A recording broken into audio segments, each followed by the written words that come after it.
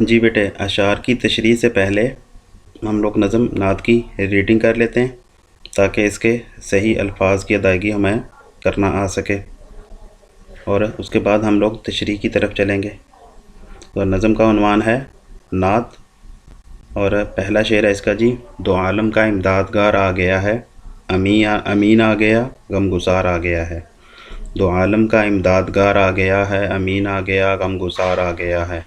غریبوں کی جاں کو، یتیموں کے دل کو، سکون ہو گیا ہے، قرار آ گیا ہے۔ اصول محبت ہے پیغام جس کا، وہ محبوب پروردگار آ گیا ہے۔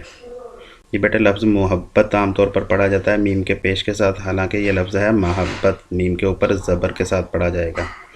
تو شعر کیا ہے جی: اصول محبت ہے پیغام جس کا، وہ محبوب پروردگار آ گیا ہے۔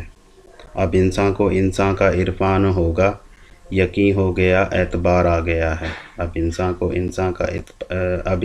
انسان کا عرفان ہوگا، یقین ہو گیا، اعتبار آ گیا ہے۔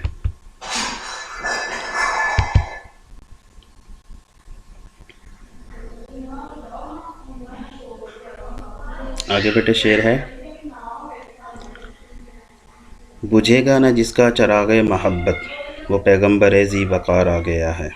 بجھے گا نہ جس کا چراغ محبت، وہ پیغمبر ذی وقار آ گیا ہے۔ زمانے کو اب اپنی منزل مبارک کے ایک خضر صدرہ گزار آ گیا ہے، صلی اللہ علیہ وسلم۔ جی بیٹے میں اشعار کی تشریح، اشعار کو پھر ریپیٹ کیے دیتا ہوں اس کی ریڈنگ کے طور پر۔ دو عالم کا امدادگار آ گیا ہے، امین آ گیا، غم گسار آ گیا ہے۔ غریبوں کی جاں کو، یتیموں کے دل کو، سکون ہو گیا ہے، قرار آ گیا ہے۔ اصول محبت ہے پیغام جس کا، وہ محبوب پروردگار آ گیا ہے۔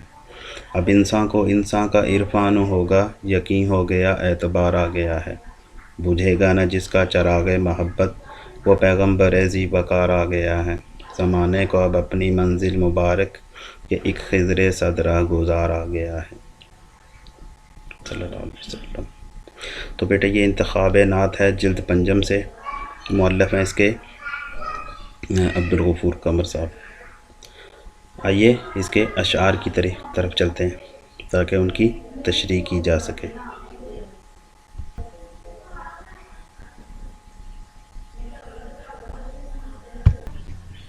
جی بیٹے نظم کا عنوان ہے نعت، اور نعت ایسے کلام کو کہتے ہیں، ایسی نظم کو کہتے ہیں جس میں آپ صلی اللہ علیہ وسلم کی تعریف بیان کی جائے۔ تو اس نعت کے جو شاعر ہیں وہ ہیں احسان دانش، جن کا آپ لوگ تعارف پڑھ کے آ چکے ہیں۔ تو آئیے اس کے پہلے شعر کی طرف بڑھتے ہیں تاکہ تشریح کی جا سکے۔ جی بیٹے نظم کا پہلا شعر ہے: دو عالم کا امدادگار آ گیا ہے، امین آ گیا، غم گسار آ گیا ہے۔ دو عالم کا امدادگار آ گیا ہے، امین آ گیا، غم گسار آ گیا ہے۔ دو عالم سے مراد بیٹے دونوں جہان ہے، یہ دنیا جو فانی ہے، ختم ہو جانے والی ہے، اور دوسرا جہان آخرت جو ہمیشہ قائم رہنے والا ہے۔ دو عالم کا امدادگار آ گیا، امدادگار کا لفظی معنی مددگار، مدد کرنے والا۔ اور اسی طرح آگے لفظ ہے امین آ گیا، امین امانت رکھنے والا، امانت دار، دونوں معنی ہیں اس کے۔ اور اسی طرح غم گسار، غم بانٹنے والا، ہمدرد، یہ دونوں اسی کے معنی ہیں۔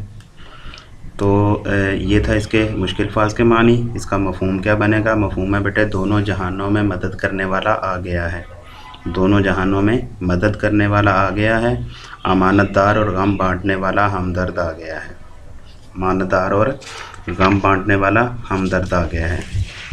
تو اس کی تشریح آپ کیسے لکھیں گے جی؟ تو تشریح لکھنے سے پہلے آپ لوگ احسان دانش کے متعلق چند الفاظ اگر بول دی جائیں تو زیادہ مناسب ہے کہ احسان دانش جو ہیں وہ ایک مشہور شاعر ہیں جن کا شمار قادر الکلام شاعروں میں ہوتا ہے۔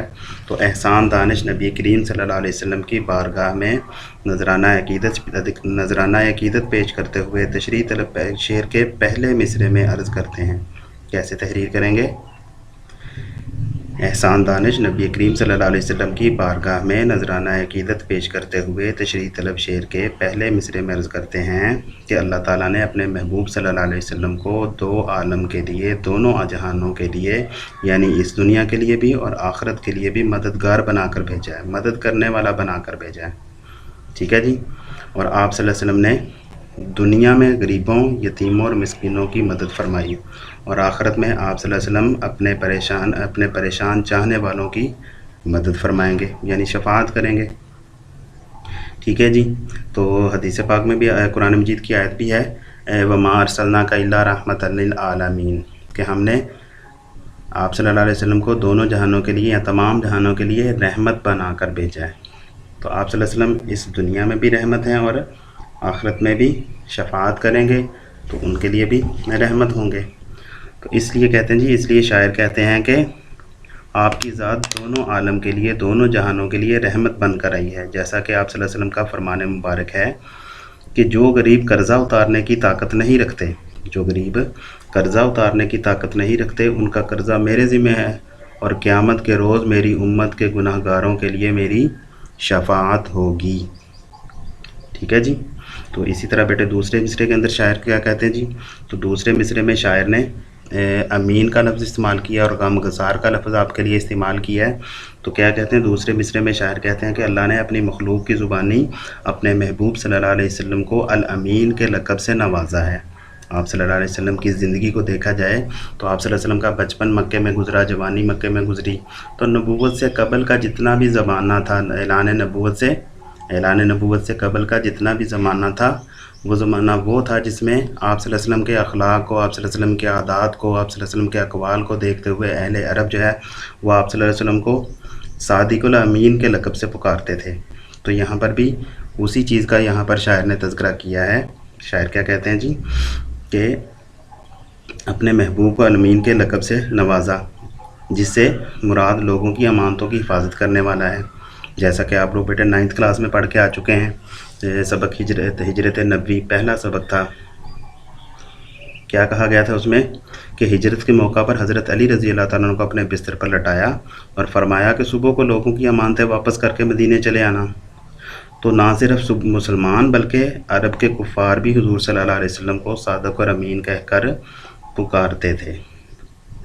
تو کہتے ہیں جی عرب معاشرے میں دکھی لوگوں کے غم کو بانٹا نہیں جاتا تھا۔ ابتدائی اسلام نے آپ صلی اللہ علیہ وسلم کی آمد سے پہلے عرب معاشرے کی یہ حالت ہو چکی تھی کہ لوگوں کا غم بانٹنے والا کوئی نہیں تھا، لیکن آپ صلی اللہ علیہ وسلم کی آمد نے اپنے اسوہ حسنہ سے ثابت کیا کہ ضرورت مند کی ضرورت پوری کرنا، بیمار کی عیادت کرنا اور پریشان حال بندوں کی پریشانی دور کرنا بھی عبادت ہے، جیسا کہ الطاف حسین حالی نے بھی فرمان نبوی صلی اللہ علیہ وسلم کی ترجمانی کی ہے۔ کیا کہا ہے کہ کرو مہربانی تم اہل زمین پر، کرو مہربانی تم اہل زمین پر، خدا مہرباں ہوگا عرش بری پر۔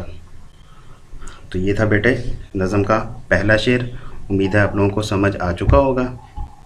تو آئیے اس نظم کے دوسرے شعر کی طرف چلتے ہیں۔